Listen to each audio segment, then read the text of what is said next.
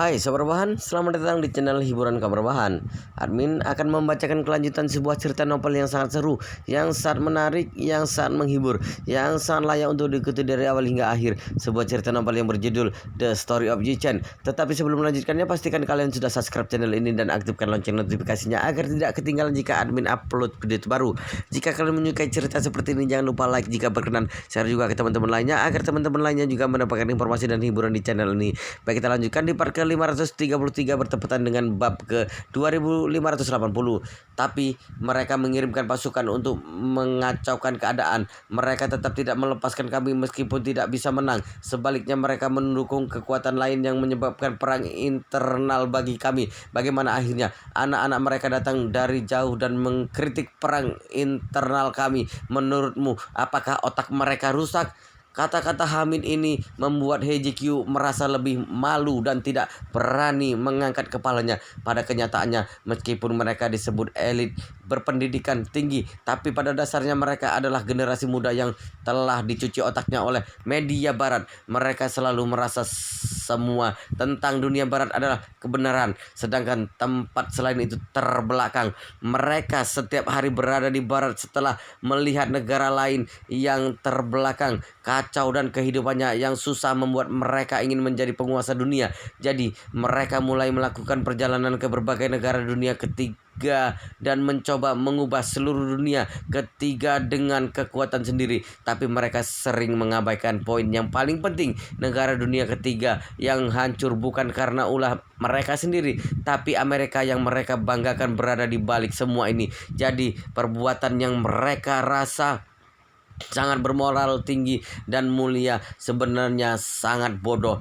Yi-Chen melihat HJQ menunduk, lalu dia tertawa dan berkata kepada Hamid, perbuatan mereka ini seperti ayah kandung yang merebut baju orang lain. Mereka bukan hanya tidak tahu, tapi pergi memberitahu mereka untuk menjadi orang beradab dan tidak boleh telanjang. Hamid mengacungkan jempol dan berkata dengan kagum, adik ringkasannya sangat luar biasa. Yi-Chen berkata sambil tersenyum, tidak bisa disebut luar biasa, hanya bisa mengatakan pendidikan tinggi Amerika terlalu mencuci otak. Para profesor ini bahkan tidak dapat memahami situasi internasional yang mendasar. Hamid merasa sayang, untung penglihatan adik bagus. Yi-Chen melihat waktu, seharusnya masih ada 20 menit lagi. Han Guangyao dan lainnya akan datang. Dia melihat Hamid berdiri di depannya. Otot kaki kirinya yang menyusut membuatnya harus berdiri di atas batu belasan sentimeter untuk menjaga keseimbangan antara sisi kiri dan kanan tubuhnya. Dia berkata dalam hati, Hamid ini bukan orang jahat. Dia sangat setia kawan dan aku lumayan suka padanya. Pasti ada banyak kendala ketika memikirkan kakinya yang pincang di tempat perang seperti Surya. Jadi dia punya sebuah pemikiran. Jadi dia berkata kepada Hamid sambil tersenyum, kakak, pernahkah kamu berpikir untuk menyembuhkan kaki kirimu? Hamid tersenyum pahit. Tentu saja pernah, dan aku telah menggunakan semua metode yang bisa digunakan demi menyembuhkan kaki ini. Aku memakai identitas lain ke Jerman, Amerika, dan Jepang untuk mencari dokter. Biaya pengobatan yang dikeluarkan telah mencapai puluhan juta dolar, tapi tetap tidak bisa menyembuhkan kakiku ini. Hamid menghela napas sesaat mengatakan ini. Ais, aku telah menjadi orang pincang sebelum mencapai tujuan besar. Ini benar-benar penyesalan seumur hidupku. Yi-Chen tersenyum dan berkata, tidak separah itu juga. Tidak masalah kakimu pincang, hanya perlu disembuhkan saja. Hamid berkata tanpa daya, tentu saja aku tidak akan berkata seperti itu kalau bisa disembuhkan. Tapi dokter ortopedi terbaik bahkan sudah memberitahuku kalau kakiku tidak bisa disembuhkan lagi. Jadi aku tidak menaruh harapan lagi. Mungkin ini kehendak Tuhan dan aku ditakdirkan tidak bisa mencapai tujuan besar. Yi-Chen tersenyum menatapnya dengan ekspresi tak terduga dan bertanya padanya, apakah kamu percaya kalau aku mengatakan aku bisa menyembuhkanmu? Aku tidak percaya. Hamid tanpa sadar menggelengkan kepala. Tapi detik berikutnya dia tiba-tiba menyadari sesuatu dan bertanya, adik, kamu percaya denganku atau kamu benar-benar bisa menyembuhkanku? Yi-Chen berkata sambil tersenyum, kita seperti saudara. Bagaimana mungkin aku bercanda dengan hal ini? Hamid berkata dengan penuh semangat, "Kalau begitu, maksudmu adalah apakah kamu benar-benar bisa menyembuhkan kakiku?" Setelah mengatakan ini, Hamid berlutut dengan satu kaki tanpa ragu dan berkata dengan hormat, "Adik, jika kamu benar-benar ada cara, tolong beritahu caranya padaku. Aku akan mengingat budi baikmu seumur hidup ini. Jika kakiku benar-benar bisa sembuh." Yichen mengangguk lalu mengeluarkan sebuah pil dari sakunya. Ini bukan pil permajaan tapi pil pertolongan penyumbatan pembuluh darah. Obat ini pernah menyembuhkan Xiao Changkun yang menderita paraplegia parah. Meskipun tidak dapat memperpanjang umur Hamid, tapi bisa menyembuhkan kakinya.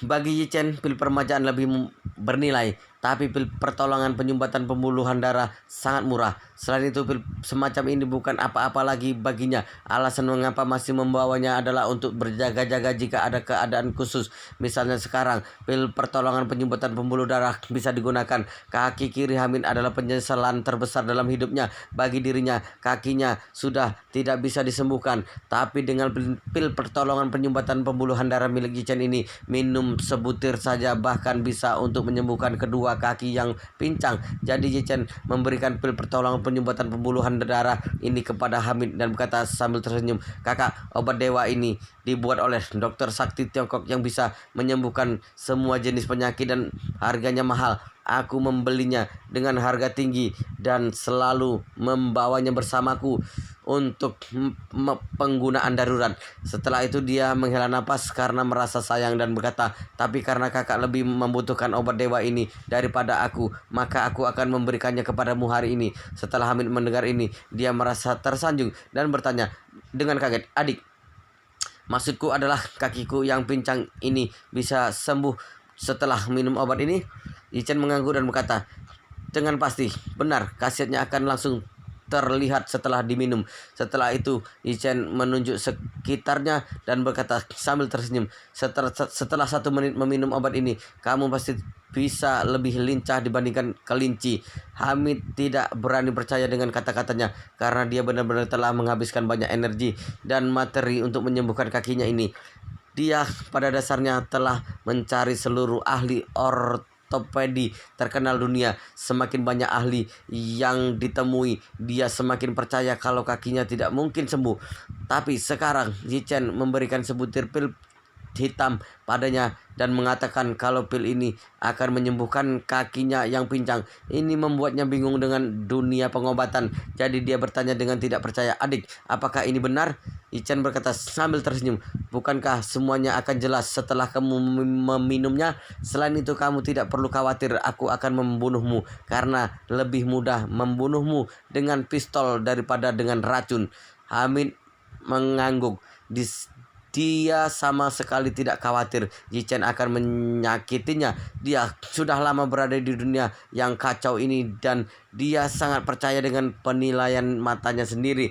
Jadi dia menenangkan pikirannya dan mengambil pil itu dan berkata, "Adik, tidak peduli obat ini berkhasiat atau tidak, kakak berterima kasih kepadamu dulu. Tidak peduli berapa uang yang kamu habiskan untuk membeli obat ini, aku akan membayarnya 2 kali lipat. Oh tidak, 10 kali lipat." Setelah itu dia segera memasukkan obat itu ke dalam mulutnya dan mengunyahnya dengan kuat. Sebelum dia menelannya, obat ini berubah menjadi ramuan obat manis dan masuk ke dalam tubuhnya. Segera setelah itu dia merasa ramuan obat ini seperti manis yang mengalir melalui tanah kering.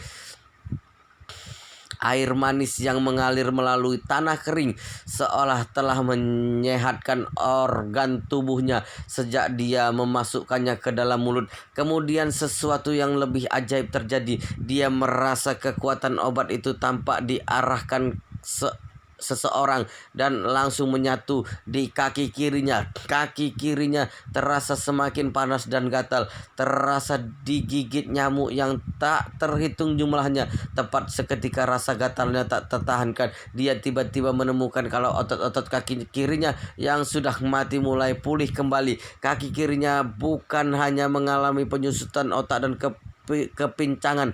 Masalah yang lebih parah adalah karena kakinya pernah terluka maka pada dasarnya kurang bertenaga. Tapi sekarang berbeda, dia bisa merasakan kekuatan kaki kirinya pulih dengan cepat. Dia mencoba untuk berdiri dan kaki kiri yang sudah digerakkan tiba-tiba menjadi sangat kuat sehingga bisa langsung berdiri.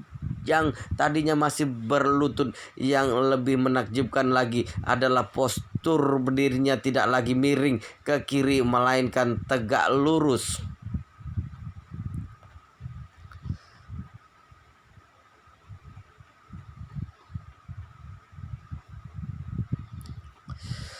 Hamid sangat terkejut hingga tak bisa berbicara. Dia menyentuh kaki kirinya dengan hati-hati, kemudian membandingkannya dengan kaki kanannya yang untuk waktu yang lama juga. Kedua kakinya sudah sama besar dan sama panjang. Segera dia mengangkat kaki kirinya dengan penuh semangat dan menemukan kalau kekuatan kaki kirinya bahkan lebih bagus daripada sebelum dia terluka. Setelah itu dia mencoba melompat beberapa kali di tempat. Dia merasa tubuhnya seringan burung walet. Dia merasa tubuhnya seringan burung walet. Bukan hanya kedua kakinya yang baik-baik saja, tapi tenaga yang tidak ada habisnya keluar dari dalam. Saat ini Hamid berpikir dirinya sedang bermimpi. Dia mencubit pahanya dengan kuat dan menemukan rasa sakitnya sangat nyata. Ini membuatnya sadar kalau semua ini bukan mimpi. Dia sangat senang. Kakiku benar-benar sudah sembuh. Kakiku sudah baik-baik saja. Kakiku sudah sembuh seperti dulu. Teriakannya ini bahkan membuat HJQ yang tadinya tidak berani bersuara juga melihat ke arahnya tanpa sadar. HJQ tidak dapat membayangkan kalau Yichen benar-benar telah menyembuhkan kaki kiri Hamid yang tidak dapat disembuhkan oleh semua dokter ortopedi terkenal dunia dengan sebuah pil yang tampak biasa saja, tapi kenyataannya memang seperti itu. Yichen melihat Hamid yang sangat senang dan berkesan sambil tersenyum. "Kakak, coba berjalanlah." Hamid tanpa ragu mengangguk dengan kuat. "Baik." Setelah itu dia melangkah di atas tumpukan batu di puncak gunung. Langkah cepat, stabil dan mudah. Hamid melangkah sekali lagi. Langkahnya masih terasa mudah dan badannya bahkan tidak perlu terhuyung lagi. Kedua langkah ini memberi kepercayaan diri yang tinggi untuk Hamid. Dia tiba-tiba menambah kecepatannya. Kaki kirinya melangkah dengan kuat dan berlari ke depan. Saat itu juga dia berlari di puncak gunung seperti orang gila. Dia berlari sambil berteriak kegirangan. Teriakan dan suara tawa yang kencang bergema di lembah-lembah sekitarnya. Untung saja tidak ada orang dalam radius lebih dari 10-20 km di sini. Jika tidak, mungkin orang-orang akan dibuat kaget olehnya. Hamid sudah tidak mempedulikan semua ini sekarang. Dia merasa sedang berlari di tengah hujan deras yang tiba-tiba terjadi di musim panas. Perasaannya yang tidak terkendali membuatnya menangis tanpa sadar. Setelah berlari dan berteriak beberapa putaran, Hamid ke depan Yichen dan memegang tangannya. Dia hampir gila karena gembira dan berkata penuh rasa terima kasih kepadanya. "Adik, kakiku sudah sembuh total. Kamu benar-benar orang tuaku yang dilahirkan kembali. Kamu telah menyembuhkanku dan ini sama artinya memberiku kehidupan kedua." Setelah itu dia buru-buru bertanya, "Adik, berapa harga obat ini? Aku pasti akan membayarmu 10 kali lipat." Yichen tersenyum dan berkata dengan serius, "Kita bersaudara, jadi tidak perlu membahas masalah uang. Selain itu, jika ingin mengatakannya secara kasar, kakak mungkin tidak mampu membayar 10 kali lipat padaku. Setauku ada sebutir obat yang khasiatnya sedikit lebih kuat dari obat ini dan dilelang dengan harga 2 miliar yuan. Kalau kamu benar-benar ingin memberiku 10 kali lipat, mungkin pasukanmu akan mati kelaparan." Wajah Hamid terasa panas dan dia berkata dengan canggung, "Adik, aku tidak berpikir panjang. Obat ajaib seperti ini tidak mahal meskipun harganya 100 juta dolar. Tapi keuanganku sedang kurang bagus sekarang. Begini saja, aku akan membayarmu 10 juta dolar dulu dan aku akan membayar sisanya pelan-pelan nanti." Yichen mengayunkan tangannya dan berkata, "Kakak, kita berdua adalah saudara.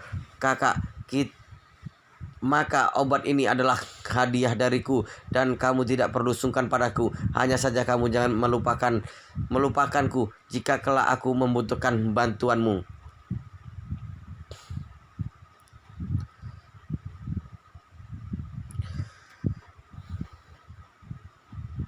Bagi Yichen, satu pil pertolongan penyumbatan pembuluh darah tidak ada apa-apanya.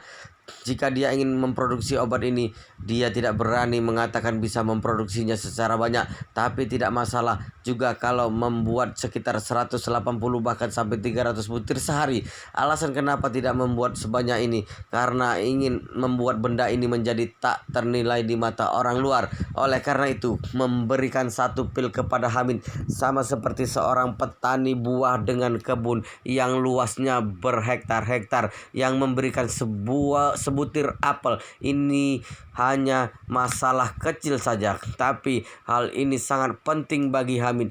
Di dunia damai yang tidak ada perang, seorang yang kakinya cacat juga tidak bisa bergerak leluasa. Dia bahkan akan menganggap kepulihannya sebagai harapan terbesar dalam hidupnya. Apalagi Hamid yang merupakan seorang jenderal yang berusaha bertahan dalam api peperangan. Yichen menyembuhkan kakinya sama seperti menyelamatkan hidupnya. Dengan adanya tubuh yang sehat, Hamid bisa memimpin pasukannya dengan lebih baik, bahkan bisa maju ke medan perang sehingga para prajurit bisa lebih patuh padanya. Jadi dia berkata dengan penuh semangat kepada Yichen, "Adik, selain orang tuaku, kamu juga dewa penyelamatku. Jika kedepannya kamu membutuhkan bantuanku, kakak tidak akan ragu membantumu." Yichen mengangguk dan berkata sambil tersenyum, "Kata kakak seperti ini membuat obatku tidak sia-sia." Hamid berkata dengan serius, "Sejak kakiku cacat, pasukanku yang berjumlah lebih dari 10.000 orang menyusut menjadi 2.000 orang. Pada saat itu, aku telah kehilangan semangat juang seperti sebelumnya. Aku hanya berpikir untuk bisa bertahan saja, lalu aku akan bergabung dengan kekuatan yang bisa diandalkan di masa depan." Ketika mengatakan ini, mata Hamid tiba-tiba terlihat tajam. Suaranya menjadi sangat tegas dan berkata dengan lantang, "Tapi karena Tuhan memberiku kesempatan bertemu adik yang menjadi dewa penyelamatku dan menyembuhkan kakiku, maka aku, Hamid, tidak boleh seperti dulu lagi. Aku akan berusaha sekuat tenaga untuk membuat pasukanku menjadi lebih besar dan lebih kuat. Mungkin suatu hari nanti aku bisa benar-benar menjadi jenderal sejati." Setelah itu dia melihat Yichen dan berkata dengan tulus, "Adik, jika aku benar-benar menjadi seorang penguasa kelak, adik harus datang menyaksikan aku dinobatkan." Yichen mengangguk dan berkata sambil tersenyum, "Aura wajahmu terlihat memiliki nasib kemakmuran. Aku pikir hari ini akan datang tidak lama lagi." Hamid tertawa dan mengeluarkan tangan serta berkata penuh semangat, "Adik, semoga kata-katamu menjadi berkat untukku." Yichen tersenyum dan menjabat tangannya dan dengan kuat lalu berkata, "Kakak harus mengerti bisnis selain berperang. Di dunia saat ini, pondasi ekonomi menentukan suprastruktur. Selama kamu punya dana yang cukup, kamu bisa mempunyai banyak pasukan."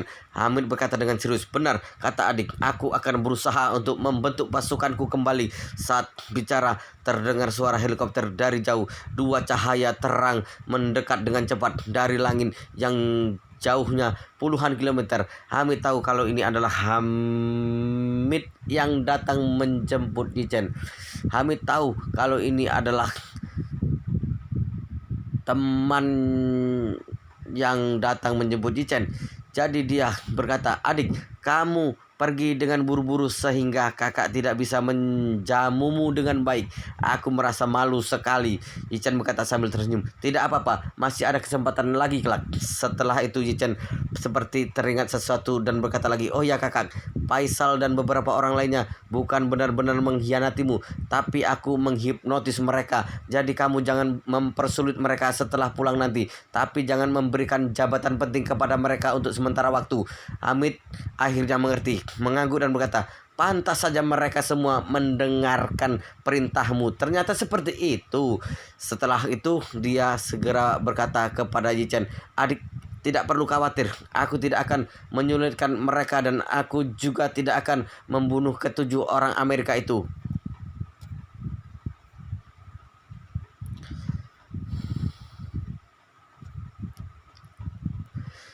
Yichen mengepalkan tangannya. Terima kasih kakak.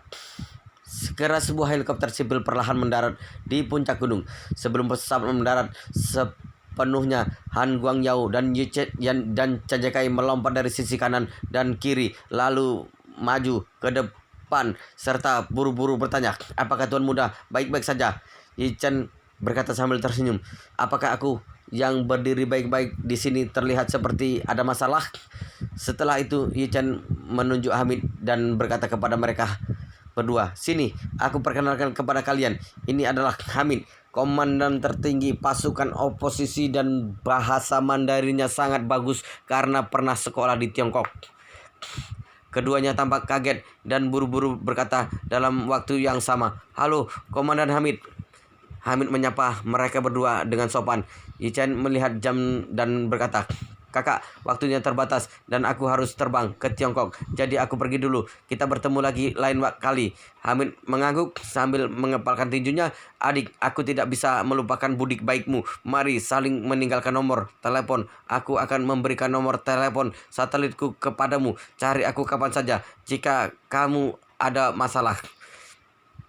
Yichen berkata, "Baik, kita saling tinggalkan nomor telepon. Kita bisa saling menghubungi kalau ada masalah." Setelah keduanya saling menukar nomor telepon, Yichen berkata kepada He Jikyu, "Nona He, Jikyu, mari kita berangkat."